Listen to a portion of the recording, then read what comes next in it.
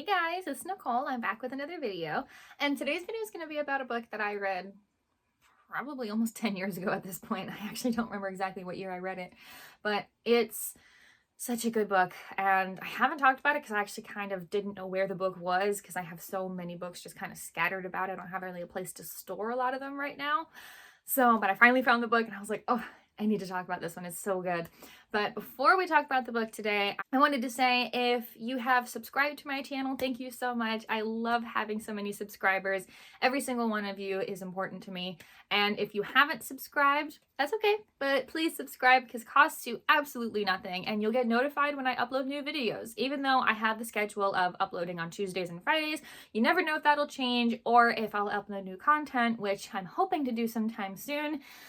Possibly around March or April, so keep an eye out for that. If you end up enjoying this video, please like, comment, and share. I want to hear your thoughts, so please comment and share this video with anyone that you think might enjoy it.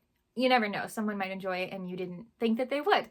Also, I just wanted to give a little bit of, I just wanted to say this. I am from America, I'm from the US, and I don't talk politics on my channel. I like my channel to be about books and just about generally like an escape into the book world, like become a bookworm with me. But you know, it's the thing about books is they are inherently political, and so there have been moments when I've shared some of my political views on my channel. So even though I don't normally do that, and this doesn't really have to do with books necessarily, I do want to say this. There has been a lot of horrible, horrific things happening in my country right now that I do not approve of and that I wholeheartedly stand against.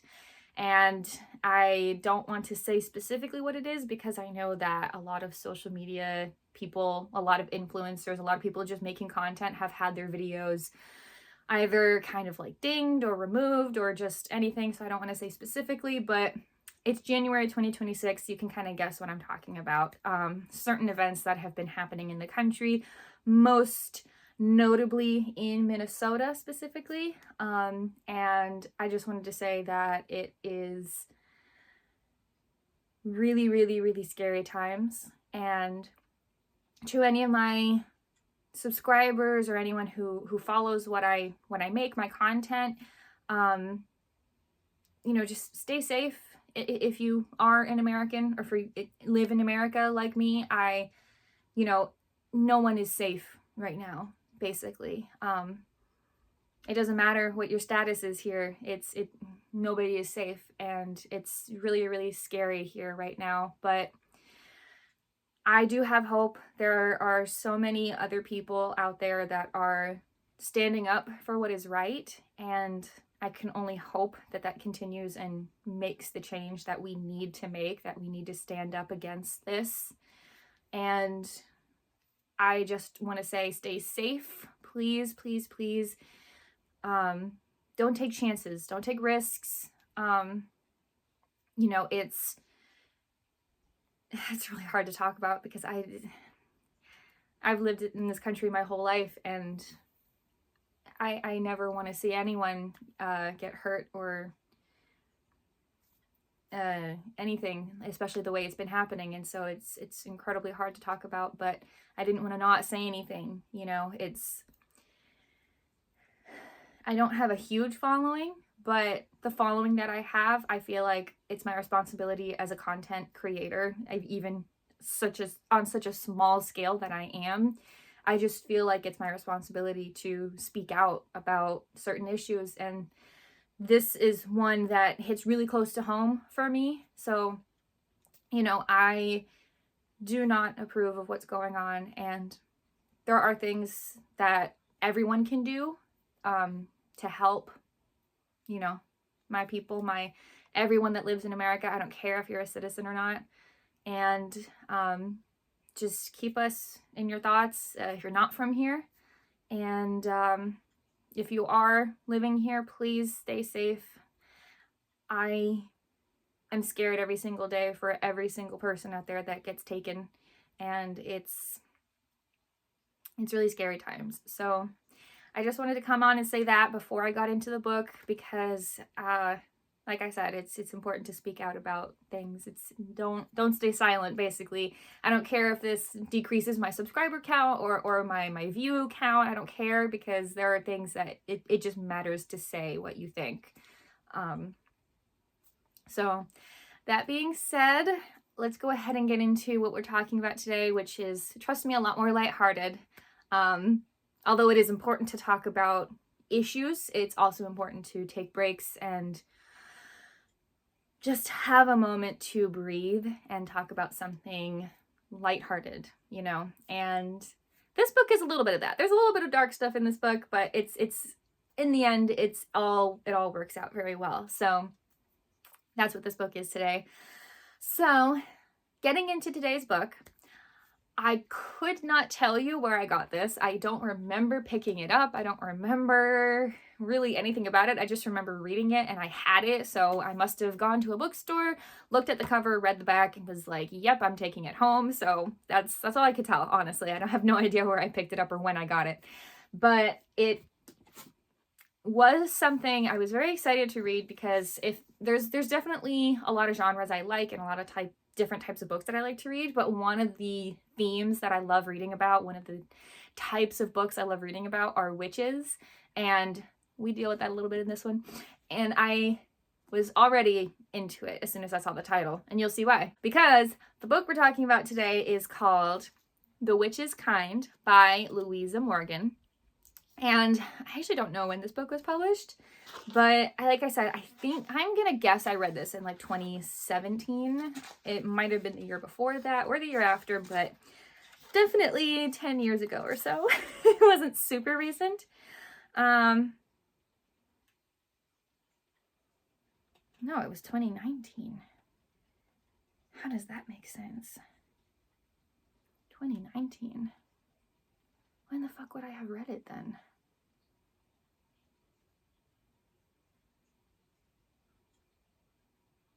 So you know how, like, when you talk about things and you have certain events in your brain that are like, yeah, this had to have happened before this time. I thought I read this book before I went to college, which is why I said 2017, but this was copyrighted and published in 2019, so that's not possible. So I must have read it sometime around 2019, which doesn't seem right. I didn't have a lot of time to read extra things when I was in college, but maybe I was. I don't know. Memory is such a funny thing. So regardless, I don't remember when I picked this up or where I got it, but I remember picking it up specifically because I loved the title. Because again, I love witches. I love stories about that, and I'll get into why in a little bit, why I love those kinds of stories. But first, I just want to talk about the cover a little bit. So, as you can see, the author's name is at the bottom, and under the author's name, it says author of A Secret History of Witches. So this is a thing for her. This is this is what she likes to write about. I don't know if she writes other kinds of books. I haven't looked into it, but clearly this is the type of thing she likes to write about. And then the title, since it's kind of in like towards the top of the cover, but like kind of not at the very top, there is a review quote at the very top that says, "The strength of Morgan's powerful story is her depiction of the everyday struggles of determined women." And that's by Booklist. And I love that quote. It doesn't really, I have to admit, okay, if I was picking up this book and I hadn't read it, that quote wouldn't really give me much, but at the same time, it does intrigue me, because strong women, like, of course I'm gonna love that. So I do love that review quote. It doesn't give you much into what the book is about, but I do like it. So it's kind of funny looking at the cover, because knowing what the book's about, it's just kind of funny, because it's almost like, I don't know if any of these objects have anything actually to do with what goes on in the book, but they kind of do. Like, they're not really mentioned in the book. So there is a crystal on the cover. I don't know what shape to call this one, but it's like oblong basically. And then there's flowers, maybe, I don't know what kind of flowers they are, and I'm not going to try to guess because that's not something I know. But they're like tiny little purple flowers.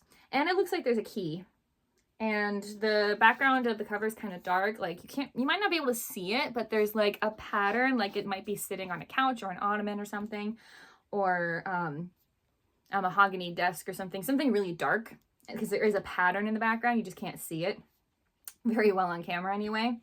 But obviously, like I said, I loved the cover, and the title is what really drew me in. So I'm gonna go ahead and read the back. There's not a lot of context, and we'll get into that. But going to the back of the book, let's read the blurb. There is a quote at the top. It doesn't seem like it's a review quote. It seems like it's part of the blurb, almost as if it's a quote from the book. And it says, "If you were like Morag and knew who would live and who would die, you were better off keeping what you knew to yourself." And then underneath that is the teeny tiny little blurb that says, "A poignant tale of family, sacrifice, and magic in the aftermath of World War II. Two women must conceal their unusual gifts and the mysterious baby they discover by the sea from dangerous men who seek power for their own sinister ends." That's it. That is the blurb on the back of the book. So it doesn't really give you much. You get the title and that tiny little blurb, but obviously that really intrigued me because two women conceal their unusual gifts and they protect this baby from dangerous men who seek power for their own sinister deeds and ends. And that really, really got my attention. It's so good. Oh my God. There's so many review quotes on the back of this book. I'm not going to read them all, but I'm going to show you real briefly. These are all review quotes on the back.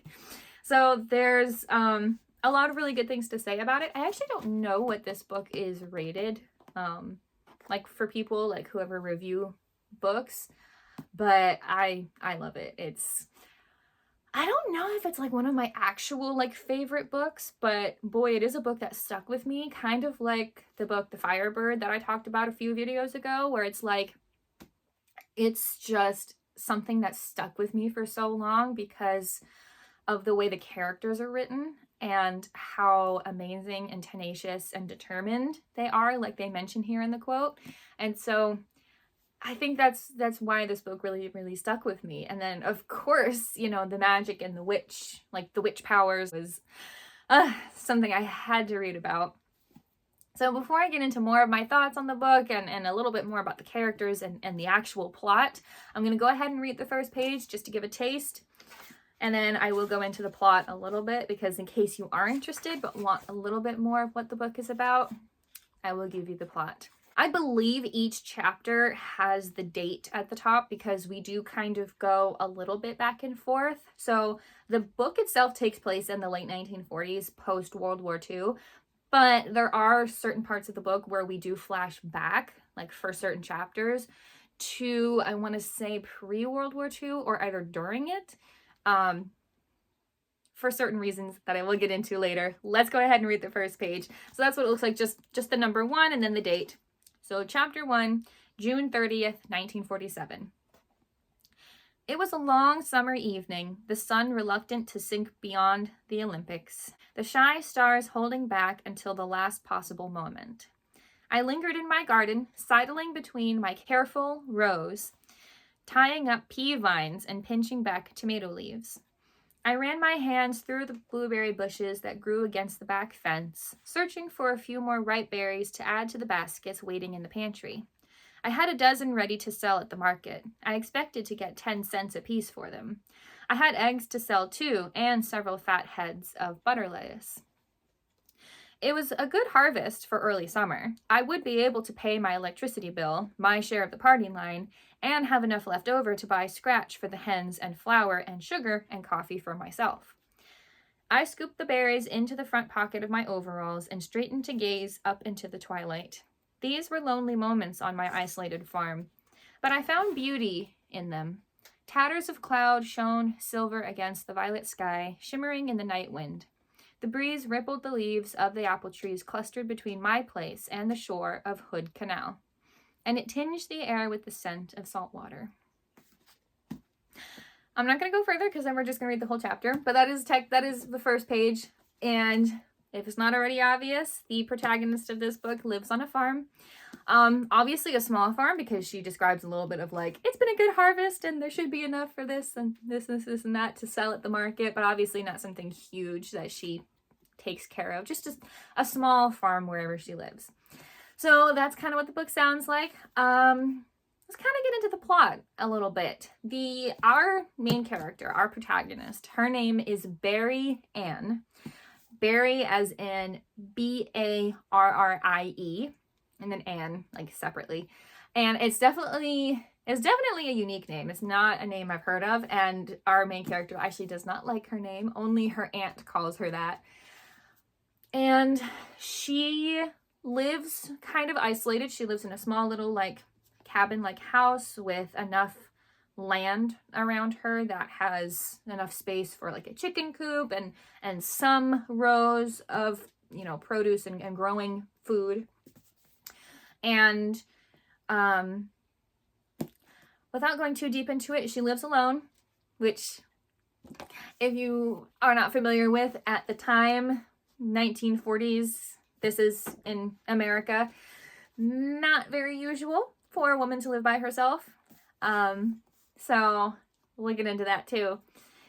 But she lives by herself, and until one day when her Aunt Charlotte brings over a puppy for her, and she, Barrie Anne names the dog Willow, and Willow becomes like her best friend, and she basically becomes like a farm dog, like best friend, and now she's not living alone anymore.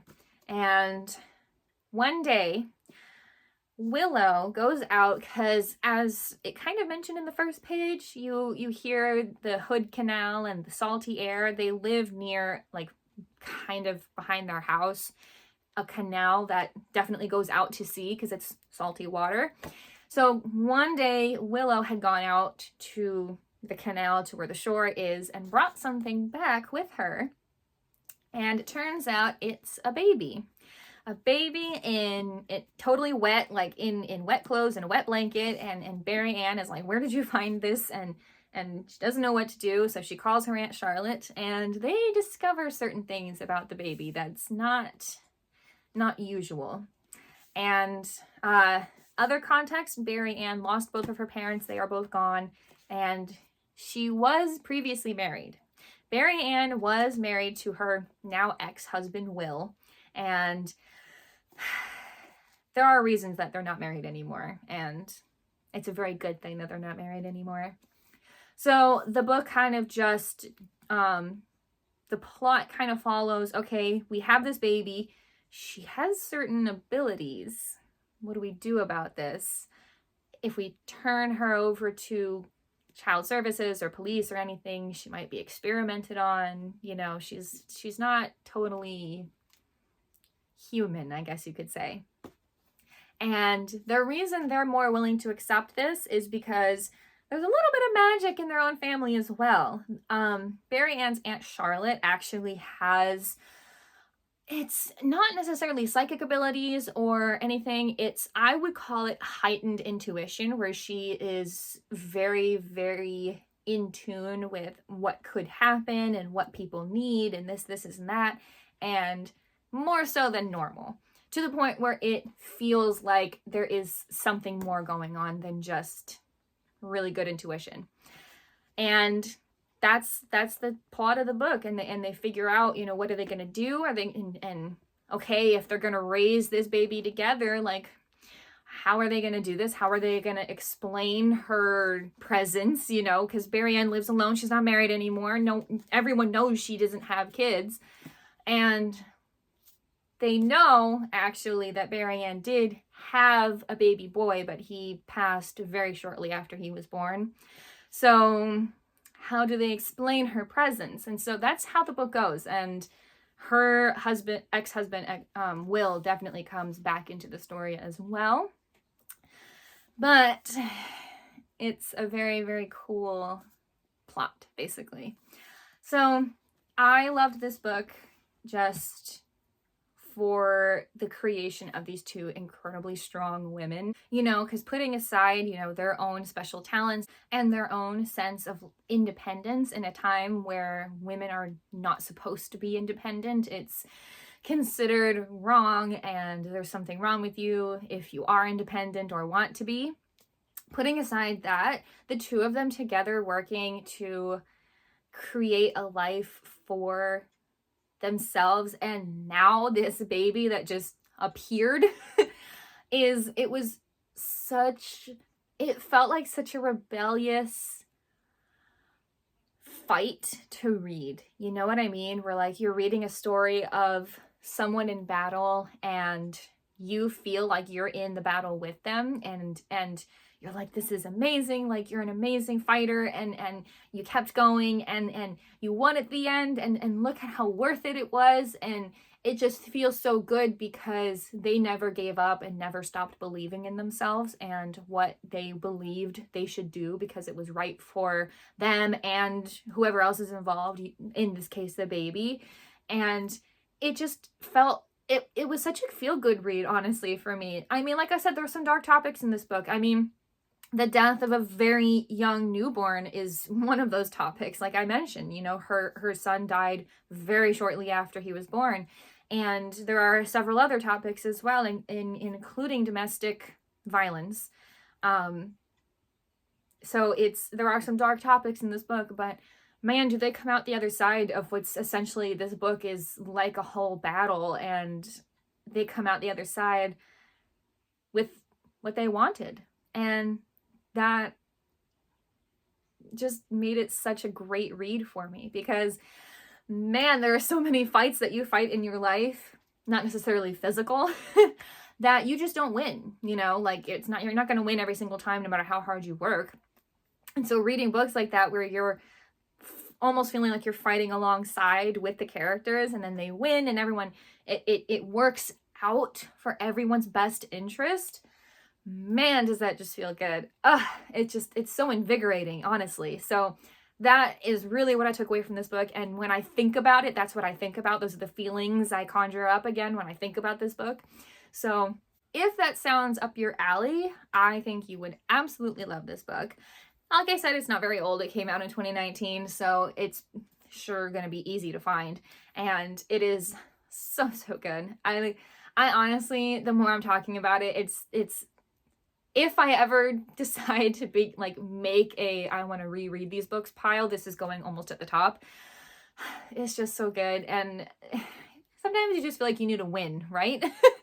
So I love this book. I think it's so good. And yeah, I think it would be a really good book to read for pretty much anybody, especially if you love magic. So those are really my thoughts without any spoilers. I do want to give some of my thoughts on things that do involve spoilers. So if you don't want any spoilers, now is the time to close out the video. And if you are leaving, thank you so much for watching and being here.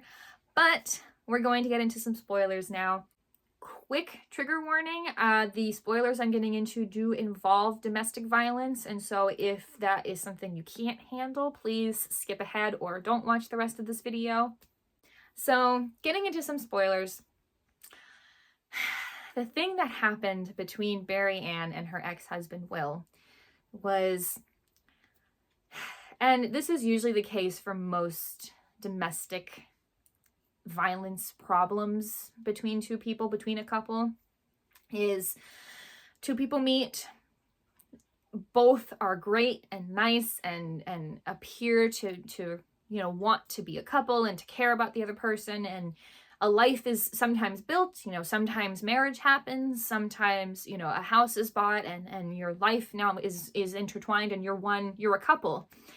And then those qualities start to come out that are violent and toxic and abusive, and that is what happens in this book. It was already starting to get bad before they had their son that eventually, you know, did not live very long, and especially after he passed, her ex just got so violent and was hurting her so bad, and she was justifying it, and she was saying, you know, he's just grieving, and we're all just grieving, and he's having a tough time at work, and this and that. And she didn't have any other support. Her parents were already gone at that point. They had already passed as well. And she was doing her best to keep a front up for her Aunt Charlotte, because that's the only family she has in her life now other than her husband. And eventually it got so bad that Will almost killed her, and she ran to her Aunt Charlotte's house, and she eventually, they moved away, and she was able, thankfully, to acquire a small little house, the little cabin with the farm, and make a life for herself where she harvests, whatever she grows and then sells them at the market, and is able to maintain a life for herself. But now she lives alone, and she doesn't have anyone except for her Aunt Charlotte. And so the whole story is so beautiful because she starts out in this incredibly lonely place, right? Because even though she has become independent and self-sufficient, she gets her dog Willow, who becomes her absolute best friend. And don't worry, the dog is okay throughout the whole book, I promise. I always need to know that stuff, so I like to let people know. And, she has her Aunt Charlotte, who doesn't live with her at the time, but, lives so close by that she comes over, she goes over to each other so that they have each other. And then she gets through magic, a baby that just shows up on her doorstep. So she becomes a mom like she had wanted to be. And yeah, and it's just, it's so nice to be able to read a story about someone who went through something so horrific and violent and just so traumatizing to managing to get almost everything she wants. Like she wanted to be a mom, she wanted to have a nice quiet life, and but at the same time have people around her that she loved, and she got all that. And then the best part for me personally was Will ends up coming to her house to, I think at first, try to convince her to come back with him, but when she doesn't, obviously he's like, well, if I can't have you, no one will. That is typically what happens in those situations. And let's just say they take care of him, and he gets buried on the property. Let's put it that way. So he's no longer a threat. He's no longer a threat to her, and he will never hurt her again, and now she can sleep peacefully. She still had several, as the internet says, pew-pews, big ones, small ones, that she would keep locked away but have quick access to because she just didn't feel safe. She knew if he found her again, that would be it, basically. And it actually was, but that was it for him. So I think that worked out exactly as it should have. And it's a really beautiful story about the resilience of women, honestly. I think humans as a species are incredibly resilient. I think that there's such a beautiful, it's just such a beautiful attribute of humans of how resilient we really are. But when it comes to people of a marginalized community, which women are, we just are, and that includes women and trans women, because trans women are women. Women are a marginalized community. And so when you read stories like this where everything works out for them in the end in such a beautiful way that it won't totally make up for what they went through, but boy, is it promising for the rest of their life. It just almost makes me want to cry, because it's just such a beautiful story of resilience, and like you can live like vicariously through someone who went through that and then got literally everything that was meant for them, that was beautifully deserved. So that's what I love so much about this book.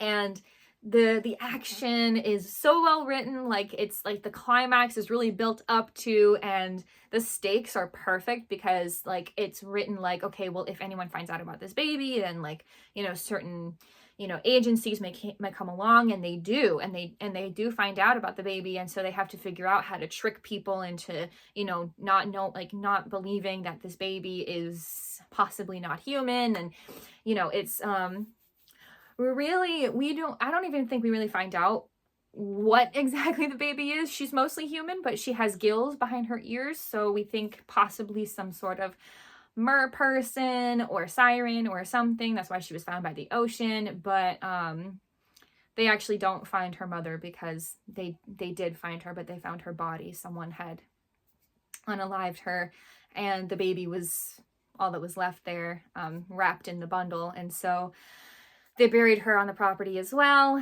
and promised to take care of her baby as best as they could, and they do. So it's just such a great story. Like, the whole plot is so good, and the stakes really live up to what ends up happening with the climax and then coming down from that. It's so beautifully written. I do highly recommend this book. But that's really all I had to say about this book today. So thank you guys so much for watching, and like I said at the beginning of this video, stay safe out there. Don't take risks, just especially if you're more vulnerable, just stay safe, okay? Thank you guys so much for watching, and I will see you all in the next video.